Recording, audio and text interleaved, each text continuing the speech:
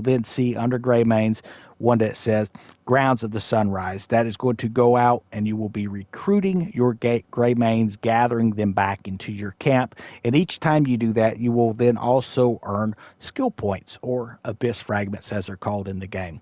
And that will allow you to level your character up. It's one of the fastest ways to level up, and I do highly recommend that you focus on doing that first and foremost before you start getting too heavy in the chapters, okay?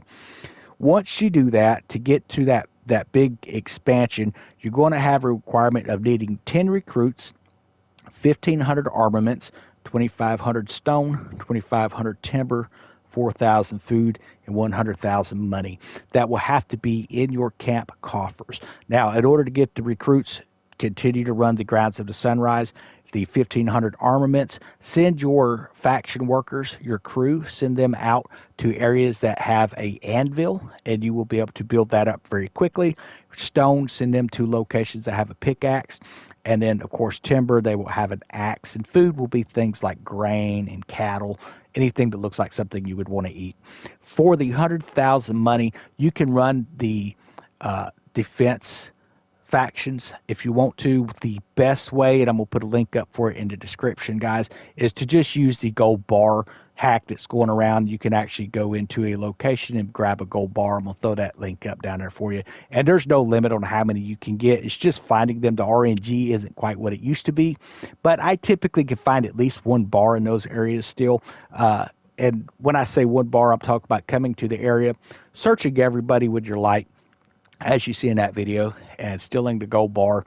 Pickpocketing, you will need a criminal mask to pickpocket, so make sure you pick one of those up. After you leave the area, fast travel back in, and that will reset the RNG. Go ahead and take your mask off and put it right back on. That will reset the RNG, and you should be able to come in and find more. And you can just wash and repeat that until you've sold enough gold bars and donated enough silver to camp to get that coffer up to 100,000. Now, some of your other locks you're going to run into are level locks, but then there's also soft locks as well. So we're going to talk about the soft locks once you've opened up the proper level, but we're also going to talk about what level these things open up. Your soft locks are going to be things like the Porowind Institute, bringing the Researcher 5 Lavender, Skullstone Institute, bringing them Honey Tea, Dewhaven Keep, you're going to bring one raw diamond, Gorthak Ironworks. It's basically listening to a request, but that will not open up till around chapter 4. Okay, so you will have to make it to chapter 4 for Gorthak Ironworks now. For Porowind Village, you will have to be started at chapter 3. Skullstone, you will have to be chapter 4 after the Gate of the Other World. You will have to complete that puzzle, defeat that enemy, and then you can then start doing your Skullstone Institute. Now, it will be required for Skullstone Institute to reach level 11 health cap, meaning to take things from a 10 to an 11, you will have to have this research done. The same thing for your Dova, for your stamina is locked there. You will have to be able to get that research done in order to take your stamina from a 10 to an 11 as well, and so on and so forth with these things. Now, the Institute's physically located in the Crimson Desert, but you can't actually get there until, I mean, you could jump the mountains and get there, but you can't actually do anything there of any meaningful, usage there until you've reached it in the main storyline, and you're locked out of that based off of a stamina threshold. So once you're following through the main mission, that's going to open up for you around chapters 5, typically 3 to 5, as far as to be able to do your research. Now, you can go over there and access the gold mine at any time. There is a dynamic soft lock as well, guys. For those who aren't sure what I'm talking about there, what that is when you start research at any of these locations, typically it's on the middle bar and then on the end bar of each tree line, and halfway through the research it's going to interrupt and then send you out to do another item to continue research again. So that's just something that's there. It's not broken. It's just the way it is, unfortunately, in there. And then, of course, you're going to have a recruit skill requirement for some of these areas.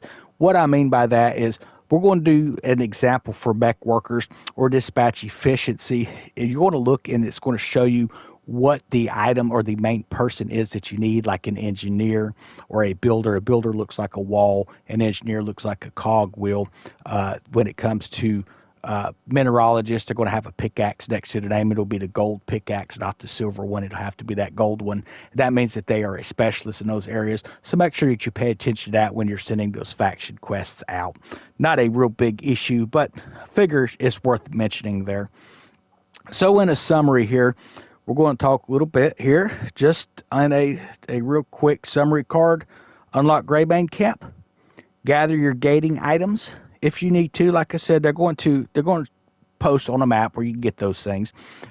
Progress your story. You really need to be chapters 3 to 4. And that's going to open most of this stuff up and your stamina cap. Typically, you'll want to get your stamina up to around a 7. Once you're at a 7, you're good to go. And then fix dynamic stall events, which will be any time you're running a mission when it stalls out, you can take care of that. And pay attention to your recruit specialist. I hope this video helps you out. If you have any further questions, don't hesitate to comment down below.